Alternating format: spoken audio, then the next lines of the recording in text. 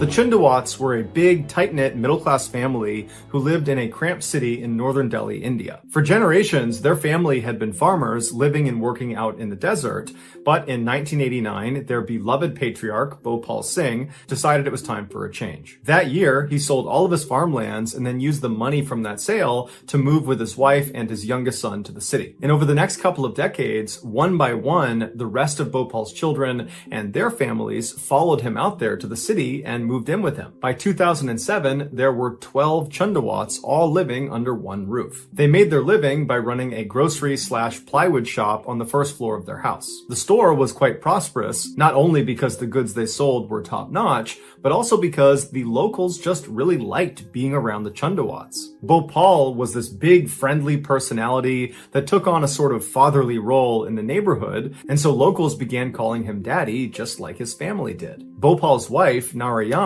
took on a motherly role in the neighborhood, and so naturally was nicknamed Mommy. When she wasn't taking care of her own family, she'd be outside handing out tea to workers on the street or looking after neighborhood kids. The rest of Bhopal's family, which included his 3 adult children, 2 of their wives, and 5 grandchildren, were also often seen down at the store, and they were highly regarded and respected as well. By all accounts, the Chundawats seemed like very successful and happy people that kind of had a perfect life. But in 2007, they would face a crisis when Bhopal died. Knowing how much he meant to that family, neighbors were concerned that the family would fall apart without him. But surprisingly, immediately following his death, it was like the family started improving in all aspects of their life. It was like an already perfect family got even better. They began working extra long hours at their store, and before long, they had earned enough money to open another store and put an addition on their house. They improved their health by changing their diet and cutting alcohol and tobacco out of their lives. Their children, who were already very gifted students, began studying even more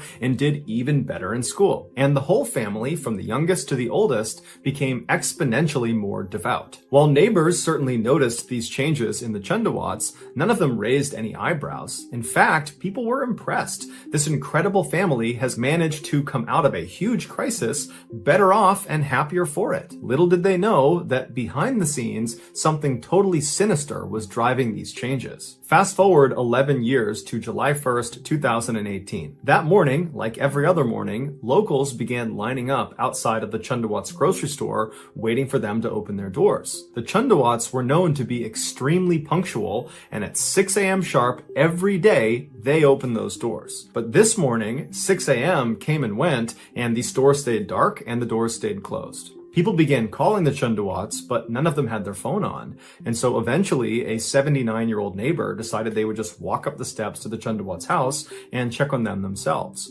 And so up they went, they knocked on the door, they yelled out for the family, but nobody came to the door, everything was off. And so eventually, they just tried the doorknob and twisted it, and it turned. He swings it open, and he yells out the family's name, and as soon as the door flings open, and he can see inside, he nearly faints. He backpedals, he screams, he runs down to the street, and he yells for someone to call the police. Luckily, there was a police officer in the area, and so very quickly they came over and they cleared the crowd out of the way that was forming at the base of the Chundawat steps. They were all looking up to see whatever this neighbor had seen. And before the officer actually ascended the stairs, someone told him what was seen inside of the house. And so he's mentally preparing himself for what he's about to walk into. He walks up the stairs and he pauses right before turning the corner when he's going to actually see inside the house. He takes a deep breath. He knows what he's going to see. He turns the corner, he walks inside, and he's still completely shocked at what he's seeing. He would only be able to stay inside of the house that first trip for about 10 seconds before he too turned around and ran out of there. He would say it was just too much. It was one of the worst things he had ever seen, and that he hopes he never has to see anything like that ever again in his career. Eventually, the police would go back inside the Chundawats' house, and after looking around, they would find 11 hidden diaries. And in these diaries would be the full, awful story of what happened to that family. In the first few days following Bhopal's death in 2007, the family called a priest to lead them in a prayer honoring their lost loved one. And during this prayer, Lalit, who was Bhopal's youngest son, at the time he was in his 30s, he began chanting. And as soon as he did, the rest of his family stopped what they were doing and just stared at him. They couldn't believe what they were hearing. A few years earlier, Lalit had been in this horrible accident where plywood had fallen off of a shelf and hit him in the head, nearly killing him. He survived the ordeal, but the damage to his head left him unable to speak. But now, here he is chanting and speaking. And so as his voice grew stronger and stronger as he was doing this chant, the other family members just continued to watch him and listen to him, and then they began whispering to each other, "Daddy has returned." Following this prayer session, Lalit kept his voice, and he began keeping a diary, the first of the 11 he would ultimately fill. The first few entries in that first diary were fairly normal. They were just reflections on his day or on his life, but pretty quickly, the entries took a major turn. The first strange entry occurred on September 7th, 2007. To that point, Lalit had been writing in kind of narrative format about his life and whatever it was he was writing about, but it just kind of abruptly stopped, and in its place was this really deliberate instruction for his family. It said they all needed to get a black and white photo of Bhopal, their patriarch, and put it in front of them, and then pray they're able to rid themselves of their old habits. From this point onward, the diary entries became more frequent, and they stayed in this kind of strange instruction format for the family. It was like it was a growing list of rules for the family to follow. And the tone of these instructions that Lalit is writing out in this diary became more and more aggressive and punitive and hectoring. It was like the family was being punished. But the family appeared to obey all of these instructions. And this was because Lalit told his family that Bhopal had come back from the dead, he had given Lalit his voice back, and he had spoken to Lalit and explained to him that the reason he was back is because he wanted to save his family's souls. Lalit explained that at night, Bhopal would possess his body, and then using Lalit's body, he would write these instructions in the diary for his family to follow. And the idea was, if you follow these instructions, that will set you on the path to saving your soul. His instructions were at first just simple ways to honor Bhopal, but quickly they became really specific directives of how each of the family members needed to live their life on a day-to-day basis. There were instructions about which food they were allowed to eat and when they were allowed to eat it. There were instructions about which things they could sell in their store, and there were instructions on how to invest their profits, and there were countless instructions on how they should be praying and when they should be praying. Every night, just before 9 p.m., the family was instructed to stop whatever they were doing and head back to the house, and if anybody asked them what they were doing, they were supposed to tell them that grandfather was coming.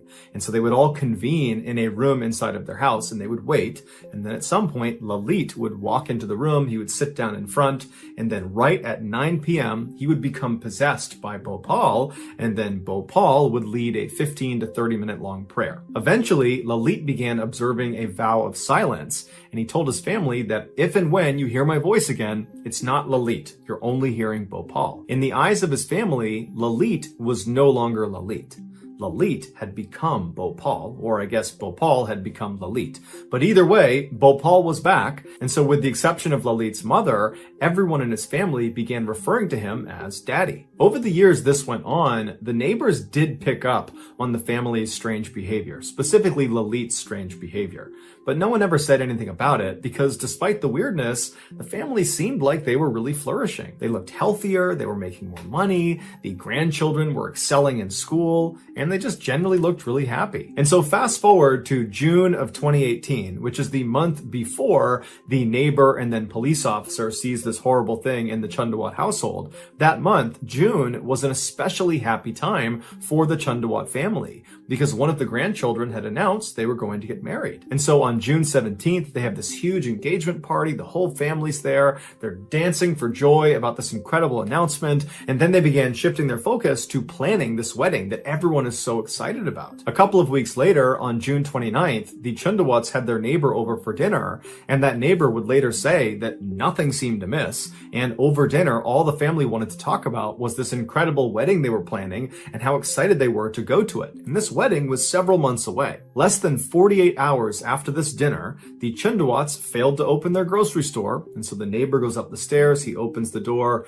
and he sees 10 members of the 11-person Chundawat family dangling from nooses in the front hallway. They were hanging very close together in a circular pattern that looked very intentional. Their hands and their feet were bound, they were blindfolded with strips of cloth, their mouths were taped shut, and their ears were packed with cotton balls. On the ground underneath them were black stools that had toppled over. The 11th and final member of the Chundawat family, which was the 77-year-old widow of Bhopal, was found dead laying in a bed nearby with a belt right next to her. The initial thought by police is this was a mass murder. together. But after reading the last few entries of Lalit's final diary, they realized it wasn't. Lalit had convinced his family that just abiding by Bhopal's strict instructions that he gave them in the diary, that was not enough to save their souls. What they needed to do was participate in a ritual he was calling Vat Tapasya, which means worship at the hanging roots of the banyan tree. 8 days before their bodies were found, the family who agreed to do this ritual began practicing for it.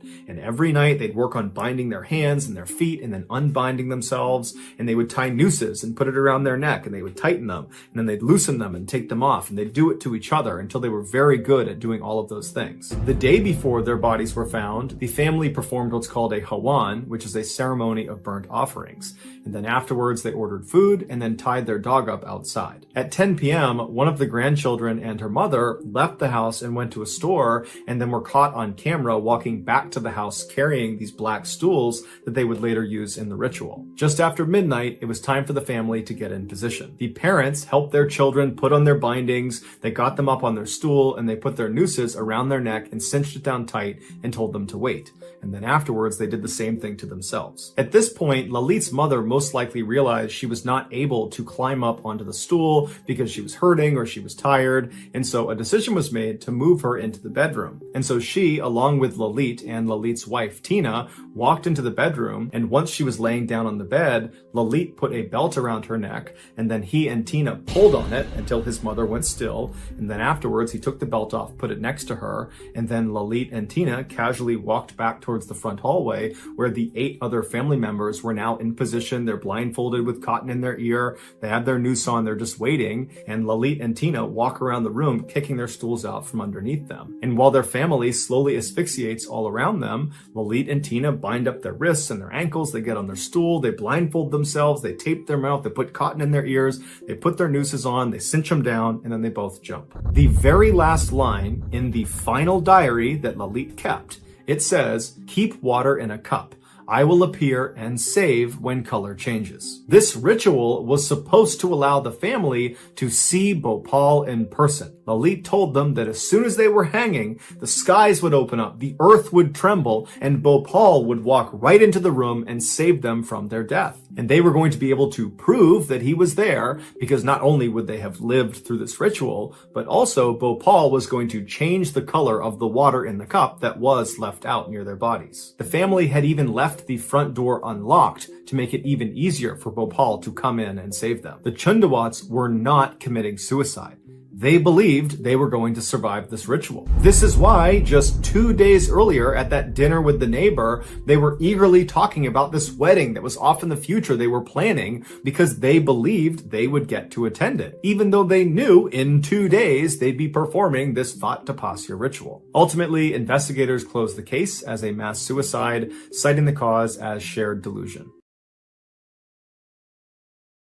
So that's in mid-August 2013, Mike and Karen Laspisa helped their beloved only child, 19-year-old Bryce Laspisa, get all of his things packed up and into the family car. Bryce had just spent the summer with his parents in their home in Laguna Niguel, California, which is one of the nicest places to live in the entire country. But now that the summer was coming to an end, it was time for Bryce to head back to Sierra College in Rocklin, California, where he was set to start his sophomore year. Once all of his things were packed inside the trunk of the car, all 3 of them hopped inside and then made the 7-hour drive north to his campus. Once his parents had moved him into his apartment, they gave him a hug and a kiss and wished him luck, and then they left. On their ride back home, Mike and Karen talked about how well their son seemed to be doing. He loved his school, he loved the program he was in graphic design, he was a very gifted artist, he had lots of friends, he had a wonderful girlfriend. It just seemed like he was living his best life and he was on the path to success. So nothing could prepare them for what their son did 2 weeks later. Just a couple of days after getting dropped off at school, Bryce's very close friend and roommate, Sean, and Bryce's girlfriend, Kim, noticed Bryce was acting erratically. Specifically, he was drinking a ton of hard alcohol. Now, Bryce was no saint. He liked to drink and party like many other kids his age did, but the amount of alcohol he was consuming was concerning. Also, Bryce began experimenting with a drug called Vyvanse, which is a very powerful stimulant that's normally used to treat attention deficit disorder. Now, Bryce didn't have attention deficit disorder. He was taking it in order to stay up late at night and play video games. But between the heavy drinking and the drug use, it seemed like Bryce's personality was starting to change. He was becoming anxious and skittish and kind of paranoid. And so finally, Sean and Kim confronted him about his substance abuse and asked him, like, what's going on? What's causing you to act this way? And Bryce would say, nothing, guys, I'm fine. I'm just, drinking and doing whatever I want to do. It's not a big deal. But Sean and Kim, they weren't buying it. They were convinced that something bad had happened to Bryce, and the way he was coping with it was by drinking really heavily and taking this drug. On August 28th, so about 2 weeks after Bryce has been dropped back off at school by his parents, Bryce and his roommate Sean were alone in their apartment together. And at some point, as they're sitting there just kind of minding their own business, Bryce says to Sean, hey, I want to give you something. And he takes his diamond earrings out and he gives them to Sean. And Sean's looking at these earrings and he's like, didn't your mom give these to you? Aren't these important to you? These are expensive. And Bryce just says, no, I want you to have them. And so Sean is looking at these earrings, looking back at Bryce, wondering what's going on here. And then before he can even refuse the gift, Bryce is grabbing his Xbox and putting it on the table and telling Sean, I want you to have this too. Take my Xbox. And so Sean is like, I can't accept these two things. These are expensive. These are valuable to you. What's going on here? But Bryce would just say, look, man, I want you to have these things. You're important to me and I want to give these to you. And so as Sean is sitting there wondering how to handle this very strange offering, he watched Bryce pull his phone out and begin really aggressively texting somebody. And then after a while, Bryce looks up from his phone and he tells Sean, hey, just so you know, I broke up with Kim. At this point, Sean knows, okay, something is definitely wrong here. There's no reason Bryce would break up with Kim. They were such a loving couple. They doted on each other. They were very close. They had just seen each other earlier in the day. Nothing seemed to be wrong. And so now Bryce is text breaking up with her. It didn't make any sense. Plus, Bryce is now trying to give him all these valuable things. It just wasn't really adding up. And so Sean decided he needed to get in touch with Bryce's parents because clearly someone needed to intervene. And so Sean waited until Bryce left. Bryce actually left to go talk to Kim. And at that point, Sean got his phone out and he looked up Bryce's parents and he called them. Bryce's mother, Karen, she picks up the phone and Sean explains that, your son, he's acting strangely. He's abusing drugs and alcohol. And I wouldn't be doing this unless I thought there was a problem. Like, I'm not trying to get him in trouble. I want you to reach out to him and see what's going on because I think there's a problem. And so Karen was alarmed by this. She had no idea any of this was going on. And she says, okay, I'll reach out to my son. Thank you for telling me. And so they hang up. And before Karen can even call Bryce is calling her. And so Karen answers the phone, but it's not Bryce. It's Kim, his now ex-girlfriend. And she says to Karen, hey, I'm sorry to just call you like this, but your son, he just showed up at my apartment and he's acting so strangely that I actually took his keys. I don't want him to drive. There's something wrong with him. It's hard to describe, but he just seems totally off. And so now Karen's really concerned because just seconds ago, Sean has told her basically the same thing. And so Karen asks Kim, will you please put my son on the phone? Bryce picks up the phone and he says, hey, mom, and he sounds totally normal. And she asks him, what's going on? I keep hearing that you're acting strangely. And, what are you doing over at Kim's apartment? What's going on here? And Bryce would tell his mom that, look, mom, I just broke up with Kim. It's a very messy breakup. That's why she's calling you. She's upset. And, that's why I'm over here. We're talking about it. And look, at this point, I just really want to go home. I want to go back to my apartment, but she has my keys. Can you please tell her to give me my car keys back so I can leave? But Karen wasn't really buying it. She knew her son really well. And it just seemed totally strange that two of his very close friends in his inner circle would say the same thing, independent of one another. And so she says, you know what, Bryce, look, I want you to just stay there and I'm going to fly out there first thing tomorrow morning and I'm going to just see what's going on out there. And at this, Bryce immediately says, no, mom, I have a lot to talk to you about. And until I talk to you about it, I don't want you coming out here. And so Karen's like, what do you mean you have a lot to talk to me about? What is it that you have to talk to me about? I don't really understand. But Bryce refused to elaborate over the phone, which Karen thought was very odd because Bryce was remarkably forthcoming with his parents.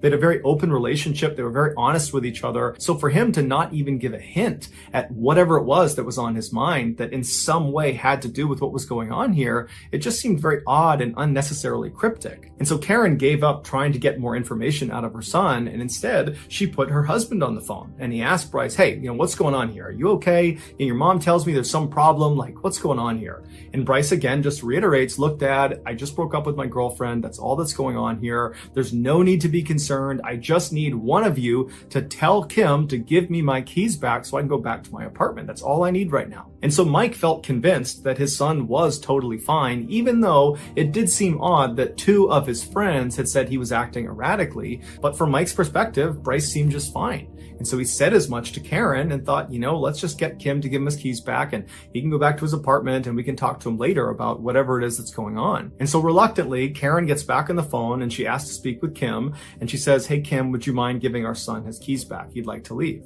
And so Kim says, okay, I'll give him his keys. And then they hung up. And then Kim got the keys out. She gave them to Bryce and Bryce left. At about 11:30 p.m. that night, Bryce was in his car. He was getting ready to leave when his mom called him back and said, okay, look, I want you to go home, but as soon as you get there, just give me a call so I know you're safe. And Bryce said, no problem, I'll give you a call. About an hour and a half later at 1 a.m., Bryce called his mom back to let her know that he was home safe at his apartment, and Karen and Mike are totally relieved, and they tell their son, okay, we'll talk to you tomorrow morning. 10 hours later at 11 a.m. on August 29th, Karen received an automated phone call from her car insurance company letting her know that roadside assistance had been used on their 2003 Toyota Highlander car.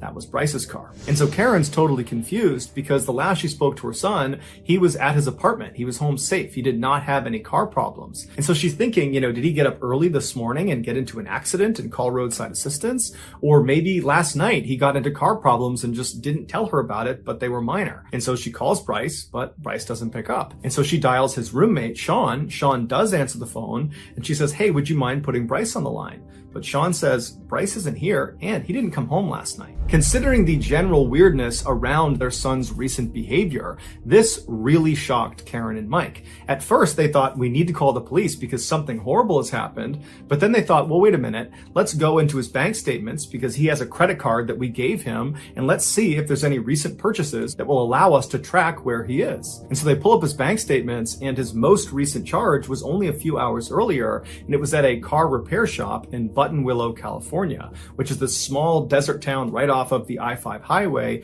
located about halfway between his school campus and their hometown in Laguna Niguel. And so Karen and Mike assume their son last night must not have gone to his apartment, but instead just kept on driving south in an attempt to drive all the way back home to his hometown of Laguna Niguel. I mean, after all, he did tell his mom he had a lot to talk about and he didn't want to talk about it on the phone. And so they assumed he must be driving here to talk about whatever it was in person. And perhaps he ran into some car problems in Buttonwillow, California. That's why he pulled over. That's why there's this charge at this auto repair shop. And so Karen calls the auto repair shop in Buttonwillow, and a man who worked there named Christian answered the phone. And so Karen asked him, have you seen my son? He's got red hair. He's got a tattoo on his arm. He's driving a 2003 Toyota Highlander. And Christian says, oh, yeah, we saw him a couple of hours ago. We responded to his roadside assistance call. He ran out of gas on the I-5 highway. He pulled into a rest stop, and we drove to that rest stop, and we gave him gas. And so Karen asked Christian, did my son indicate where he was going next? And Christian said, no, he didn't. We just gave him the gas and then we left. But if you'd like, I'd be more than happy to just drive over to the rest stop. It's only about 15 minutes away and see if he's still there. It's unlikely because it's been a couple of hours, but maybe. And Karen and Mike are like, oh my gosh, thank you so much. Would you do that? That would be great. And so Christian hops in his car and he drives the 15 minutes over to this rest stop. And he's not really expecting to see Bryce in this parking lot. It had been almost 3 hours, but he pulls into the lot. And there is the 2003 Toyota Highlander with Bryce sitting inside of it. He's just sitting behind the wheel, staring out into nothingness. And so Christian walks up to the driver's side and he looks down to get Bryce's attention. And Bryce kind of snaps out of it and looks up and he's surprised to see Christian again. He rolls the window down and Christian says to him, hey, I just talked to your parents. They're really concerned about you. You got to talk to them.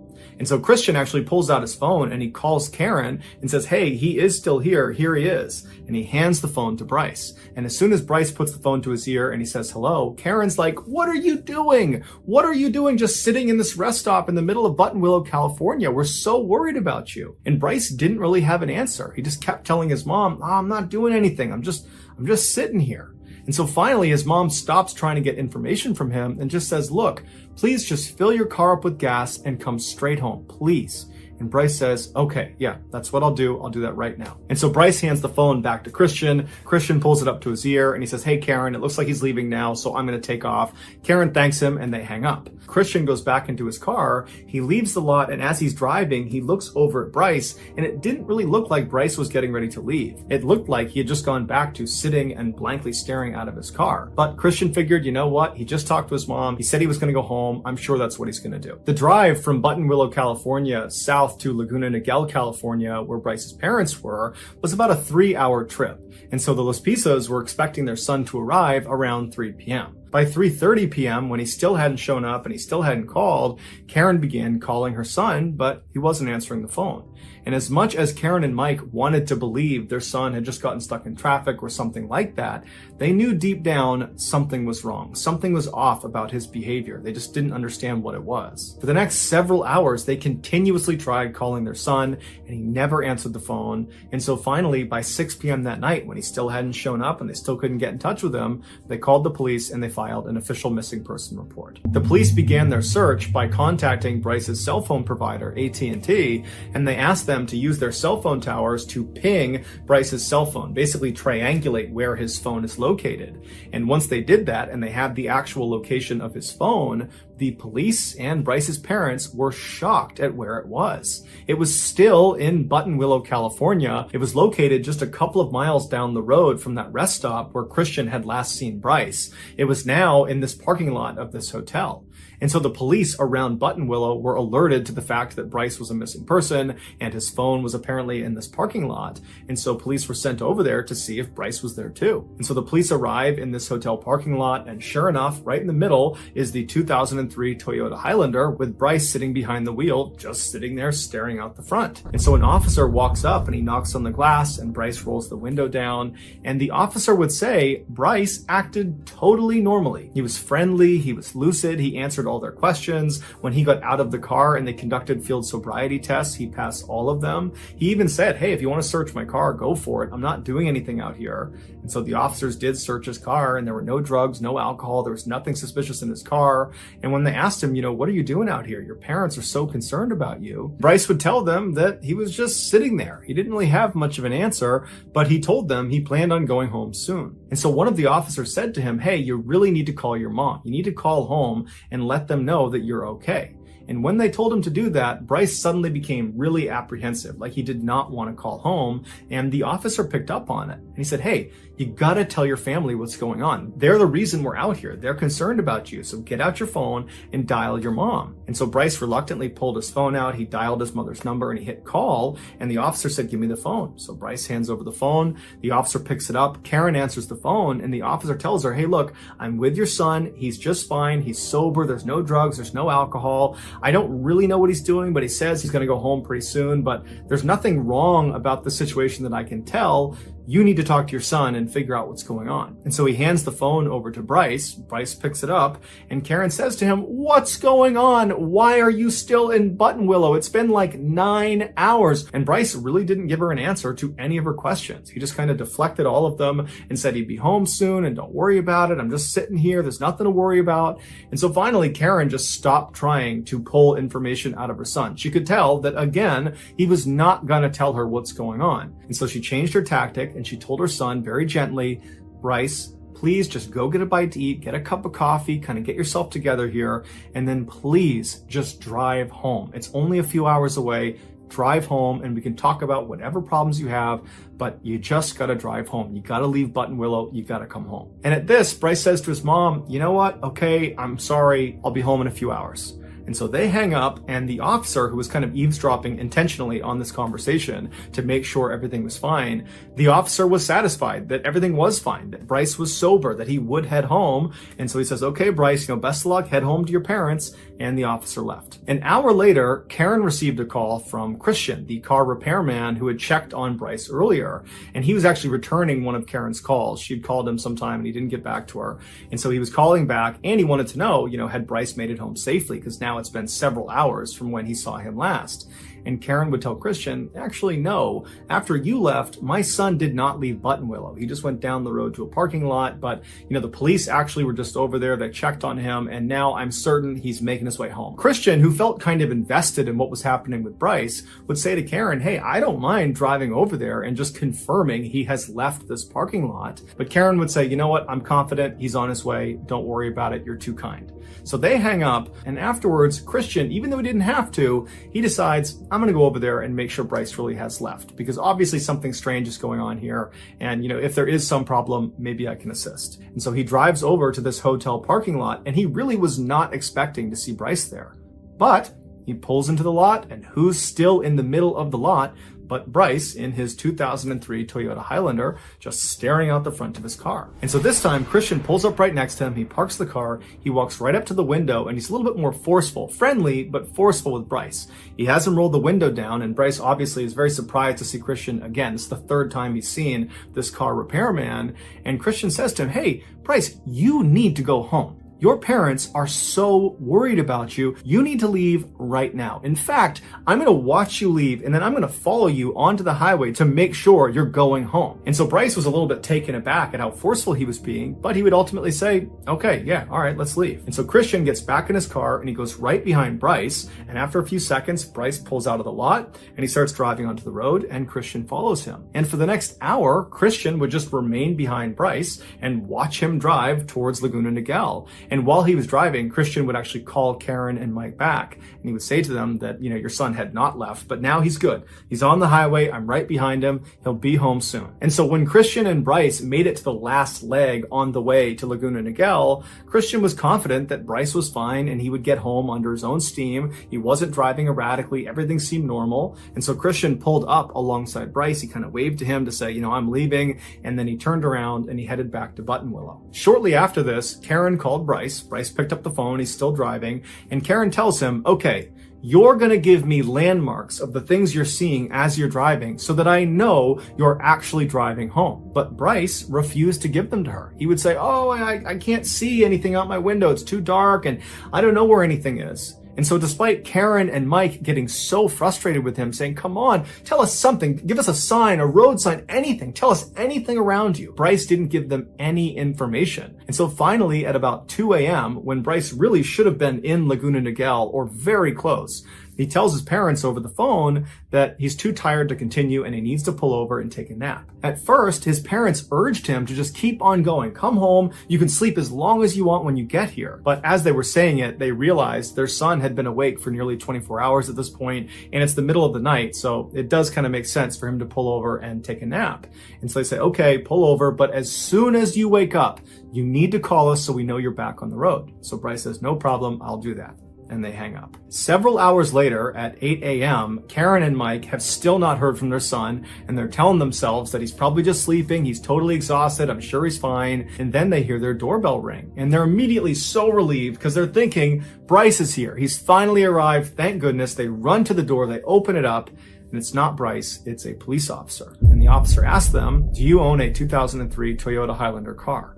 And so Mike and Karen's hearts sank and they say, yes, our son Bryce drives that car. The officer told them that the car had been located a few hours earlier at the bottom of a 25-foot cliff near Castaic Lake. Castaic Lake is about halfway between Buttonwillow and Laguna Niguel. They told the parents that there was no sign of a driver. Bryce was not there. They did find 2 small drops of blood inside the vehicle, but beyond that, there was no indication that Bryce had sustained life-threatening injuries from this crash. They said the back window of the vehicle had been broken from the inside, indicating that Bryce had escaped the wreck by punching out that window. His laptop and phone were still in the vehicle, and his wallet and duffel bag were outside the vehicle on the road and looked like they had been rummaged through before they were left there. After an examination of the damage to the car, the final tire tracks that led down to where it had been found, and traffic cameras in the area, it was concluded that Bryce had actually intentionally driven off this cliff, and he had actually hit the accelerator right before he went over the edge. After Mike and Karen headed out to the crash scene and had a chance to talk to some of the investigators that had been looking for Bryce, they informed the parents that most likely what they were looking at with this crash was a failed suicide attempt. But Mike and Karen, they just couldn't buy that. That was not like their son. And just 2 weeks earlier, when they dropped him off, he was happy, he was excited to be at school, he was talking about the future. He was not someone that was suicidal. And so what situation could he have possibly gotten himself into in just those 2 weeks that was so bad it would lead to something like this? It made investigators and the parents wonder, was Bryce hiding something? What did he mean when he said he had a lot to talk about? Did that have something to do with this thing he was hiding? A huge search was launched in and around the area where the car had been found, with hundreds of people on horseback, on ATV, on foot. There were helicopters in the air. They put divers in the lake. They looked everywhere for days and days and days. But nothing was found of Bryce. On the 9th day of the search, they brought a bloodhound out to see if it could pick up Bryce's scent, and sure enough, it did, right at the crash site. And the dog followed the scent all the way down to the lake. It walked around the lake to this bridge. It was actually a dam that went across the lake. It followed his scent right across the bridge to the other side, and then it kept on following it up this small access road until it reached a truck stop. And then his scent just stopped. And so police and the parents and everyone involved in this investigation was really surprised at this discovery. And so police got another bloodhound, a separate bloodhound. They brought it out to see if it could do the same thing, to prove that this really was his scent trail. And sure enough, the bloodhound picked up his scent. It went down to the lake, it went around to the bridge, went over, went to the truck stop, and then it just stopped. But after the scent trail was discovered, there was no other leads for anyone to follow. And so after 3 weeks of looking everywhere for Bryce, the search was called off. Some say Bryce was suicidal. That's why he drove off the cliff. That was a suicide attempt.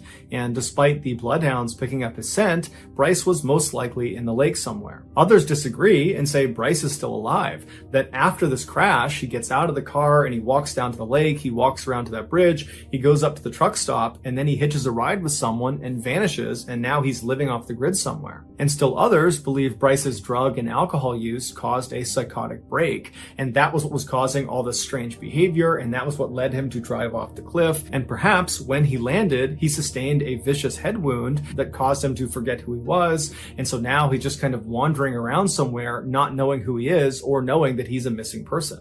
As for his parents, they say he would never do this on purpose. He would never cause this much pain to the people that love him, and so he must have been a victim of foul play. But regardless of what you believe happened to Bryce, something happened to him, and it's probably connected to whatever it was he said he needed to talk to his mom about. That thing that he couldn't discuss on the phone that potentially he was trying to drive home to talk to his mom and dad in person about. But unless we find Bryce and he's still alive, it's unlikely we'll ever know what it was. Since August 30th, 2013, when Bryce went missing, no one has heard from him. In 1949, 15-year-old problem child Ken Rex McElroy dropped out of school and moved to a tiny farming town called Skidmore, Missouri. There, he began his life of crime, which consisted primarily of theft. At night, he would drive his truck onto Skidmore residents' property, and he would steal their livestock, alcohol, grain, food, antiques, anything he could get his hands on and that he could sell, he would take. And if the owners ever caught him in the act, he would just raise his rifle at them and tell them to go back inside and never report it to the police or he would kill them.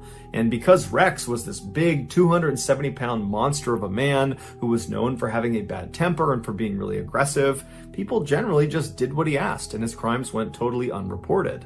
In the rare instances that victims would report Rex's crimes to police, Rex would begin intimidating them and their family by staking out their houses at all hours of the night, or he would just walk directly up to these victims and he would say, "I will kill you if you testify against me." And if none of those tactics worked, Rex used some of his illegal money to hire one of the very best defense lawyers in the entire state, a lawyer who had famously represented the mob, and he would step in and get Rex off of virtually any charge, including the time Rex actually did shoot one of the owners who caught him in the act. Over the years, Rex would use these fear and intimidation tactics not just to make money, but also to prey on young women and girls. In the 1970s, when Rex was in his 40s, he began stalking a local Skidmore girl who was 12 years old named Trina. After assaulting her dozens of times, Rex learned her family was going to be pressing charges against him. So Rex burned down Trina's family's house and killed the family dog, and then threatened to kill the entire family unless they signed paperwork that would legally marry their daughter Trina to Rex. This would protect him legally in case they pressed any charges against him. After the family finally relented and signed off on the marriage, Trina was forced to come live with Rex at his house, and within 2 years, she became pregnant. After the birth of her child, she took her baby and tried to run away from Rex, and she ran back to her family's new house, and she was hiding there, but Rex tracked her down. He took her and their baby back, and then Rex proceeded to burn her family's house down again, and again killed their new family dog. By the end of the 1970s, Rex wasn't only just the most hated person in Skidmore, he was the most destructive person. He had hurt so many people in town, but it seemed like no one could do anything about it. It was like he was untouchable. Then a single piece of candy changed everything. In 1980, one of Rex's children was at a local grocery store in Skidmore when they were caught stealing a piece of candy. When the shopkeeper asked the child to put the candy back, they refused,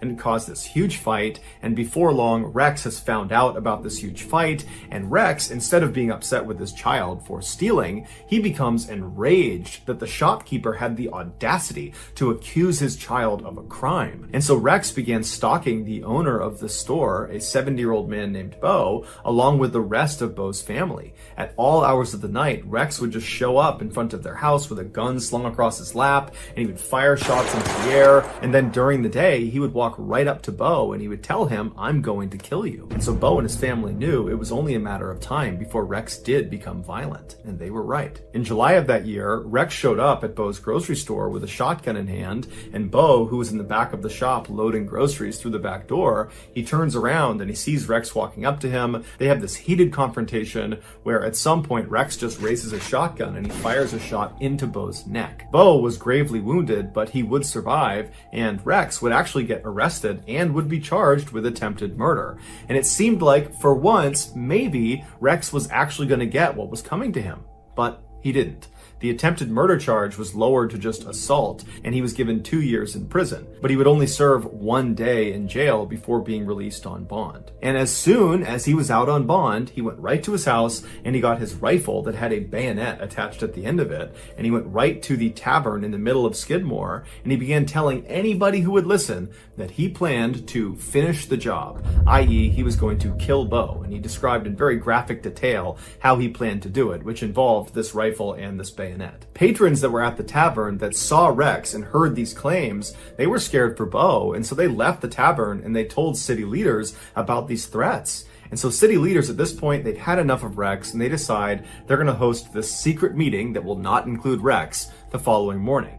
So the next morning comes around, and all these angry residents, they come to this meeting and they begin discussing, how are we going to handle Rex? We can't use police. We can't use politicians. Nothing can be done. So what are we going to do? How are we going to put an end to his reign of terror? And after a while, they came up with a plan. And after the meeting was done, everybody left the town hall, they got their guns, and they made their way over to the tavern where Rex was seen earlier that morning. About 40 of these armed men surrounded the outside of this tavern, and once they were all in place, another smaller group of men that were all armed walked inside the tavern, and they saw Rex sitting at the bar with Trina sitting right next to him. And so these men, they walk up right behind Rex, uncomfortably close, right behind him, and they just stand there with their guns looking at him. And at some point, Rex turns around and sees them, and he's about to lash out and start fighting them, but he realizes he's totally outnumbered, and these men that are standing all around him, they look like they mean business. And so he stands up, he grabs Trina, and he brushes past them, trying to act tough, and he walks out of the tavern. When he gets outside, he's taken aback at this additional group of armed men,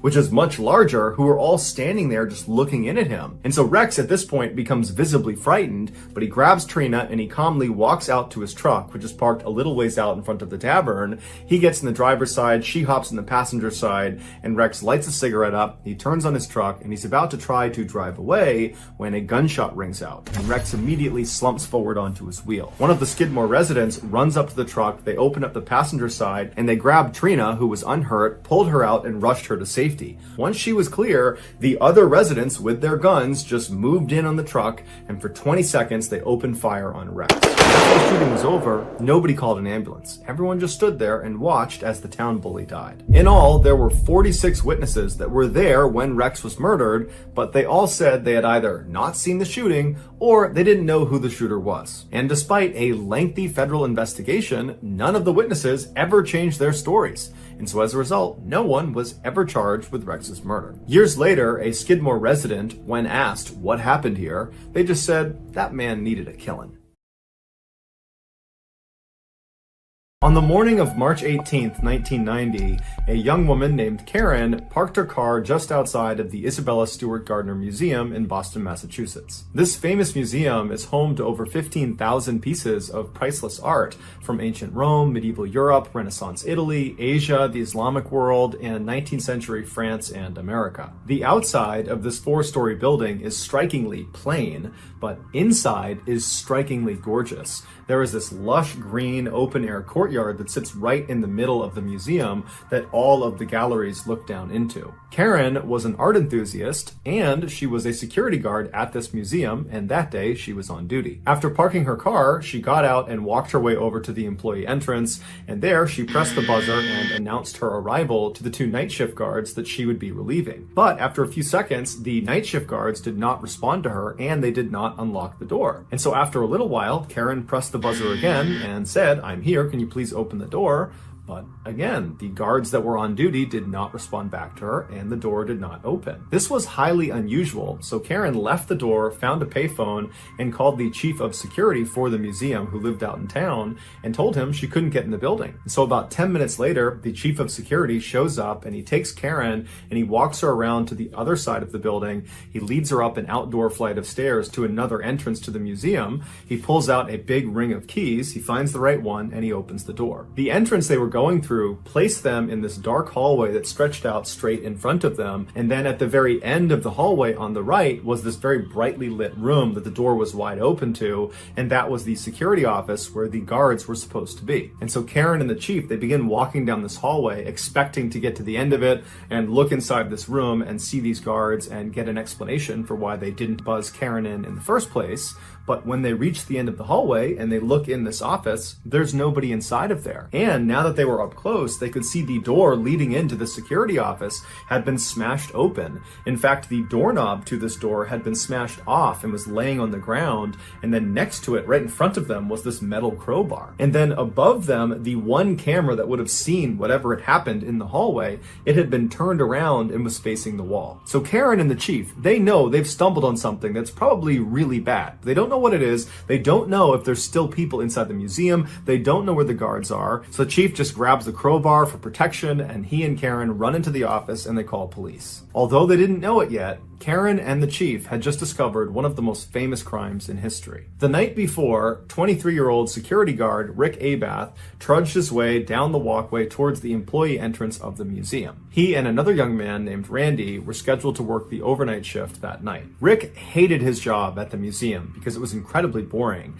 but Rick didn't really have many other employment opportunities to choose from. He was a guy that had dropped out of music school and spent most of his time smoking marijuana, drinking beer, and playing in his friend's rock band. And so he just kept this job that he hated. Once Rick got inside the museum, he walked over to the office where he found his partner that night, Randy, was already sitting behind the desk. After chatting with him for a few minutes, Rick said he would do the first set of security rounds, and so he grabbed a walkie-talkie and a flashlight and he headed out to the exhibit halls. Almost immediately, a fire alarm went off. Rick went to the area where it was going off and he investigated and did not see a fire, and so he just turned the alarm off. The building was very old, and it wasn't uncommon for their electronics to fail or glitch. And so after this, Rick didn't think much of it. He continued doing his security rounds, and after about 30 more minutes of that, he made his way back down to the security office where he traded places with Randy. Rick took the seat behind the desk, and Randy took the walkie-talkie and flashlight and headed out into the exhibits. About 30 minutes later, while Randy was still doing his security rounds, Rick had his head down on the desk when he heard the sound of the buzzer coming from one of the outside doors. He lifted his head up and he looked at the screen that was connected to the camera, looking down at whoever was outside at this door, and he saw there were 2 police officers standing right outside the door. And so he reached over and he pressed the intercom button and he said, "Hey, can I help you?" And the officers said they were there responding to a disturbance call. Can they come inside? Now, Rick didn't know what this was about. He assumed it must have to do with maybe the fire alarm that had gone off earlier, or maybe somebody outside had seen someone trying to break in and they had called it in. But either way, he felt like it was important enough that he should let them in, even though it was against protocol to allow anyone into the museum after hours, including police. And so the 2 officers, they come through the doors and they wind up in the hallway right outside of the security office. And there's a window into the security office, so both the officers and Rick can see each other. And the officers immediately say to Rick, "Hey, are you working alone tonight?" And Rick says, "No, my partner is out doing security rounds. He'll be back soon." And so the officers just kind of nod their heads and they're looking around the room for a second. And one of them, as he glances at Rick again, he does kind of a double take and he goes, "Wait a minute. I think I know you. There's a warrant out for your arrest. You need to come out here and show me your ID." And so Rick is caught completely off guard, but he just kind of instinctively does what he's told because it's a police officer. And so Rick stands up, he walks out of the office, he goes out into the hallway, and as he's about to present his ID to the inquiring officer, the officer just grabs him, pushes him up against the wall, and handcuffs him. And so before Rick can say anything, Randy, his partner, comes back from doing his security rounds. He walks into the hall and has no idea what's going on. The other officer, the one that had not handcuffed Rick, grabs Randy and does the same thing, presses him up against the wall and handcuffs him.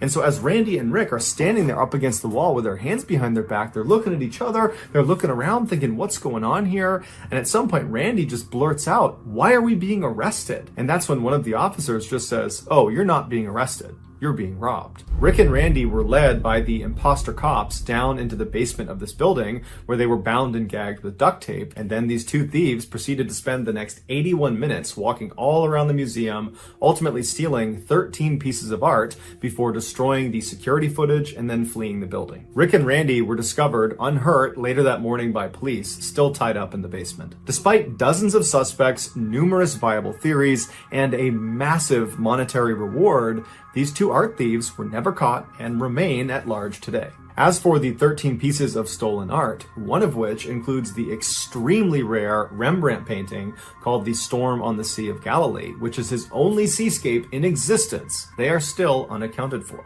And combined, they are worth a staggering $500 million.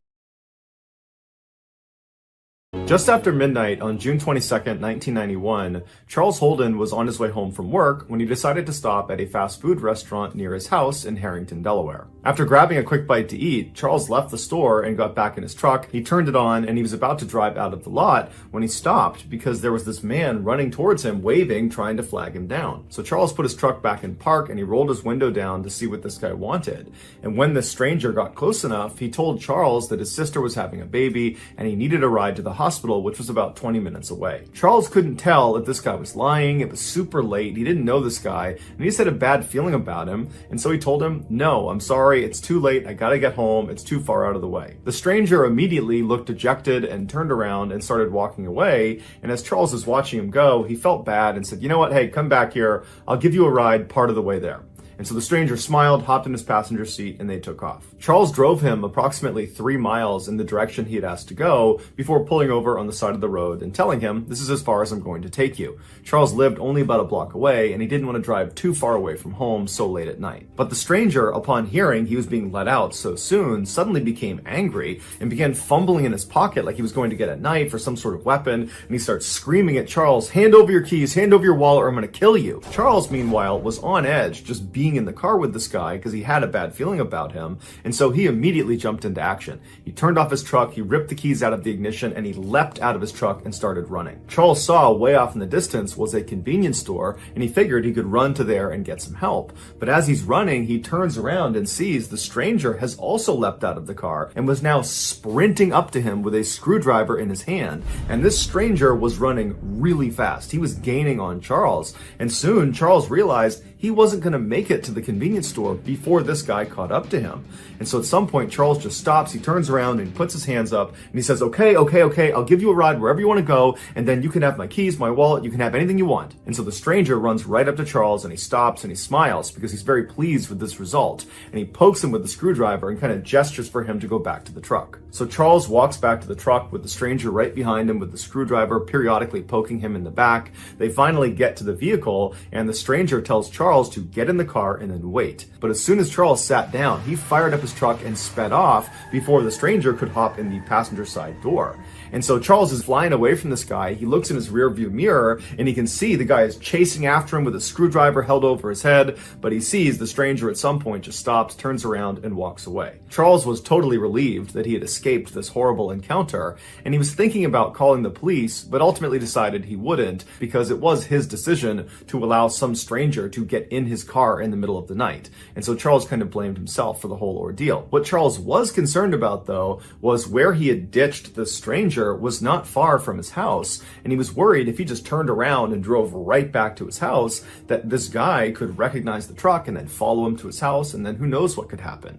And so Charles decides he's just going to stay outside of town and drive around for a while to make sure this stranger is long gone by the time he comes back. So after about an hour of doing just that, driving around outside of town, Charles goes back into Harrington, Delaware, and he gets on his street and he's shocked when he sees the stranger who had just tried to kill him is walking down the road right in front of him. But luckily, the stranger did not hear or see Charles pull onto his street, and so Charles immediately throws it in reverse and he gets out of there and he drives off. At this point, Charles decides he needs to tell police because he doesn't know if this stranger actually knows him and that maybe he's targeting him and he's waiting for him at his property. And so he calls 911 and he tells the dispatcher about what had happened earlier and how this guy is now lurking around his property. And the dispatcher tells him they'll send an officer out to him. And so a few minutes later, an officer showed up at the payphone where Charles was, and they told Charles they would escort him back to his property, and if this stranger was still out in the area, they would arrest him.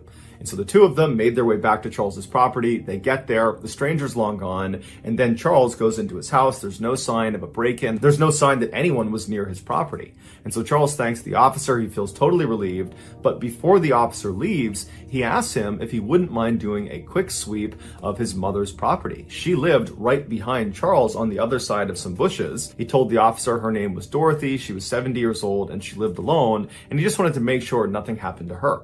So the officer said, no problem, I'll go check in on her. So the officer leaves Charles and goes across his backyard through those bushes into Dorothy's backyard. And right away, he can see the back window on the back door has been smashed and the door itself is slightly ajar. And so the officer draws their pistol and they go up and they enter the house and they look inside. They're yelling for Dorothy, but there's no answer. It's totally dark in the house. It's totally silent. And so after searching the first floor and finding nothing, they make their way up the flight of stairs and they find blood at the top of the landing. And they follow this trail of blood and it brings them into one of the bedrooms where a woman is sprawled out on a bed.